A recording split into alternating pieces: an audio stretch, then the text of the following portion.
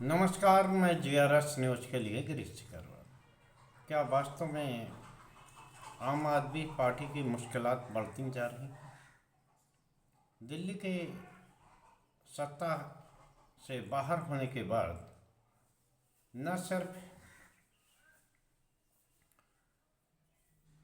अरविंद केजरीवाल के समक्ष अपने पार्टी को एकजुट रखने की चुनौती पेश आ रही है, बल्कि अपने विधायकों को सहेज कर रखना भी मुश्किल होता जा रहा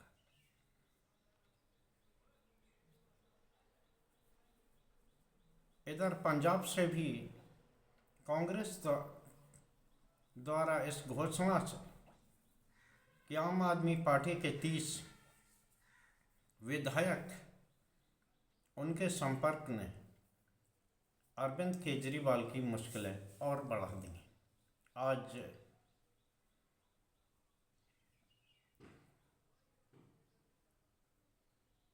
दिल्ली में पंजाब के विधायकों मंत्रियों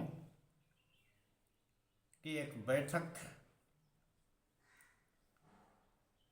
बुलाई जा रही है, जिसमें कि अरविंद केजरीवाल विधायकों से 1-to-1 बातचीत करते हैं। आखिर पंजाब में क्या मुश्किलात आ रही हैं, क्योंकि पंजाब का चुनाव 2027 में होना है, लेकिन आखिर पंजाब को लेकर अरविंद केजरीवाल क्यों परेशानी में पड़े हुए दिखते हैं? आप सभी लोग जानते हैं कि दिल्ली चूंकि पूर्ण राज्य नहीं है, केंद्र शासित राज्य रहा, भले ही यहाँ आम आदमी पार्टी सत्ता में बनी रही, लेकिन उसके लिए पार्टी चलाने की फंडिंग के लिए या हेलीकॉप्टर चार्टर्ड विमान के लिए निश्चित रूप से आम आदमी पार्टी को उनके तत्कालीन मुख्यमंत्री अरविंद केजरीवाल को पंजाब सरकार के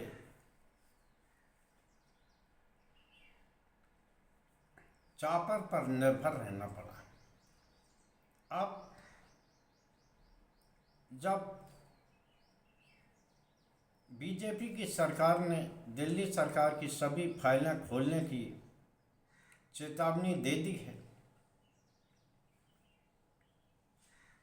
और पंजाब में भी अब वो स्थिति नहीं है, क्योंकि पंजाब सबसे ज़्यादा कर्ज लेने वाला राज्य बनता जा रहा है और जिस प्रकार वहाँ की सरकार योजनाओं से ज़्यादा विज्ञापन पर खर्च कर रही है, इसको लेकर भी कोर्ट ने कई बार सवाल उठाए हैं।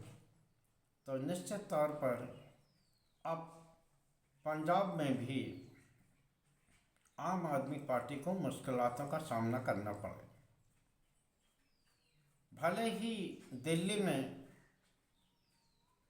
आम आदमी पार्टी की हार हुई हो, दिल्ली के स्थानीय मुद्दे यमुना सफाई, बढ़ता प्रदूषण और गंदगी आज वजहें रही हों, लेकिन महिलाओं को दी जाने वाली राशि की वो घोषणा जो पंजाब सरकार पूरी नहीं कर पाई अपने आर्थिक समस्याओं के कारण, वो भी एक कारण रहा है। भारतीय जनता पार्टी ने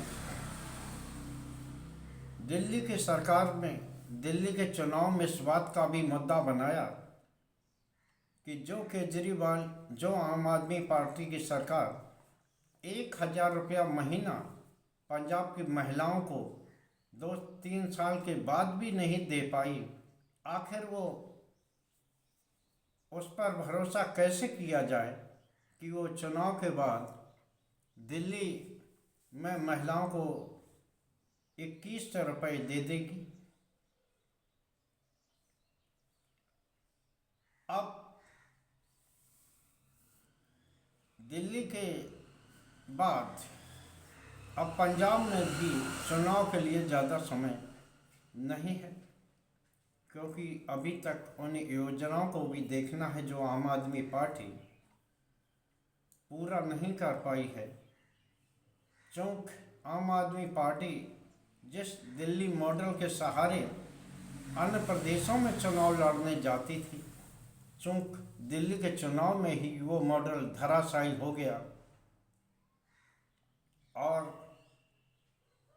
अब पंजाब जो मुख्यमंत्री हैं वहाँ के लोगों को भी अब ये परेशानी हो रही है कि आखिर वो आगामी चुनाव में किस प्रकार से जाएं। दूसरी ओर जो योजनाओं से ज़्यादा प्रचार पर खर्च किया है उसको लेकर भारतीय जनता पार्टी और कांग्रेस भी निश्चित तौर पर पंजाब सरकार को कटघरे में खड़ा करेंगे। आम आदमी पार्टी के जो नेतृत्व है उन्हें चूँकि अब दिल्ली की सरकार से कुछ मिलने वाला नहीं है, लिहाजा अगर पंजाब की सरकार भी गड़बड़ होती है तो निश्चित तौर पर आप ये तय मानिए कि आम आदमी पार्टी का राजनीतिक अध्याय भी अब बंद होने वाला है। आज की बैठक महत्वपूर्ण होगी। हालांकि एक कयास ये भी लगाए जा रहे हैं कि क्या अरविंद केजरीवाल भगवंत मान को रिप्लेस करके खुद पंजाब के मुख्यमंत्री बनना चाहते हैं। वैसे ये एक ऐसा मुश्किल सवाल है कि क्या पंजाब के लोग इस बात को स्वीकार करेंगे। पहले भी जब चुनाव में पंजाब में आम आदमी पार्टी जीती थी तब भी ये अफवाह बहुत तेज़ी से बढ़ी थी। ये बताया जा रहा था कि मनीष सिसोदिया को दिल्ली सौंप कर अरविंद केजरीवाल पंजाब में मुख्यमंत्री बनने जा रहे हैं, लेकिन वो वहाँ नहीं जा पाई, जो भी परिस्थितियाँ रही हों। अब वो इस पर गंभीरता से विचार कर रहे हैं। मेरा मानना है कि अगर अरविंद केजरीवाल भगवंत मान को हटाकर खुद मुख्यमंत्री बनने का फैसला करते हैं तो संभवतः जो सरकार 2027 तक स्थायी चल सकती थी, संभवतः वो बीच में ही गिरने की परिस्थिति पैदा हो जाएगी। भले ही कांग्रेस के नेता और नेता विपक्ष पंजाब में प्रताप बाजवा का ये कथन एक राजनीतिक कयासबाजी ही हो कि 30 विधायक कांग्रेस पार्टी के संपर्क में हैं, लेकिन अगर भगवंत मान को हटाया जाता है और उसकी जगह केजरीवाल खुद मुख्यमंत्री बनने का फैसला लेते हैं तो एक तरह से ये राजनीतिक आत्महत्या के समान होगा, क्योंकि पंजाब में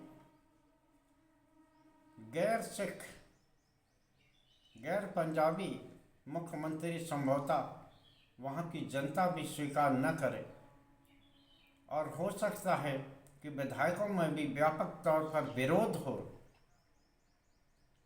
क्योंकि भगवंत मान भी जब अपना इतने दिन सत्ता सुख भोग चुके हैं तो वो क्यों चाहेंगे कि उन्हें बीच रास्ते में उनको हटाया जाए। कुछ भी हो सकता है। देखना ये है कि आज की जो बैठक है वो केजरीवाल किस मुद्दे पर बुला रहे हैं। जैसा कि मैंने सोचा, वो विधायकों को एकजुट होने का संदेश देंगे और विधायकों से ये निवेदन करेंगे कि आप आम जनता के संपर्क में रहें और आम जनता तक आम आदमी पार्टी की योजनाओं को ले जाएं। अब पूरी बातें तो आज के बाद ही स्पष्ट होंगी जब पंजाब के विधायकों के साथ अरविंद केजरीवाल बैठेंगे, लेकिन ये बात तय है कि अगर अरविंद केजरीवाल ऐसा फैसला लेते हैं तो भारतीय जनता पार्टी भी उन्हें चैन से नहीं रहने देगी। जिस प्रकार दिल्ली में उनके खिलाफ उनके शासनकाल के दौरान सभी फाइलें खोलने की बात कही जा रही है, वो एक तरह से संदेश है कि किस प्रकार से भारतीय जनता पार्टी आम आदमी पार्टी को कटघरे में खड़ा करेगी। और अगर ये पंजाब में जाते हैं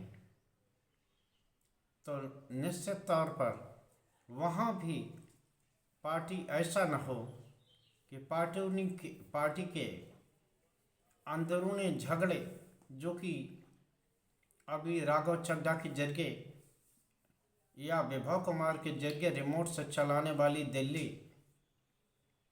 जो कि अब कमज़ोर हो गई है इस चुनाव के बाद, उसके अंतर विरोध के कारण ही पंजाब की सरकार गिर जाए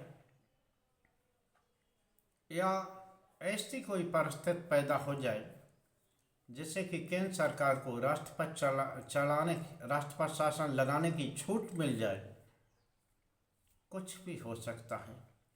देखना ये है कि आज अरविंद केजरीवाल की विधायकों के साथ बैठक में क्या दशा और दिशा तय होती है।